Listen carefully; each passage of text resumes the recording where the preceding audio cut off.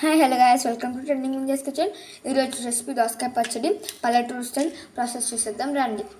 కొన్ని పల్లీలు అయితే కావాలి, కరివేపాకు, 2 ఎండుమిర్చులు, 10 to 11 గార్లిక్, కొంచెం జీరా, కొంచెం చింతపండు, 2 దోసకాయలు, ఇంకా ఉప్పు, చిల్లీస్, ఇంకా బ్రింజలు ఆయిల్ వేసుకొని ఫ్రై చేసి పెట్టుకున్నాము. దోసకాయని పీల్ ఆఫ్ చేసుకున్నాము కదా, ఇప్పుడు కట్ చేసుకుందాము. యాడ్ చేసుకొని మెత్తగా క్రష్ చేసుకోవాలి. పౌడర్లాగా మెత్తగా నూరుకోవాలి. వంకాయలు ఇందాక ఫ్రై చేస్తాం కదా, అవి యాడ్ చేసుకొని మెత్తగా నూరుకోవాలి. కర్ర అయితే యాడ్ చేసుకోవాలి. పండు ఇంకా చిన్నులపాయలు దంచుకోవాలి. తగినంత సాల్ట్, దోసకాయ ముక్కలు యాడ్ చేసుకొని కచ్చాబచ్చగా దంచుకోవాలి. ఇప్పుడు ఒక గిన్నెలోకి తీసుకుందాము. దినుసులు, ఎండుమిర్చి, ఇంగువ నాకైతే యాడ్ చేసేసుకున్నాం. దోసకాయ పచ్చళ్ళకి యాడ్ చేసుకున్నాం. టేస్ట్ అయిన దోసకాయ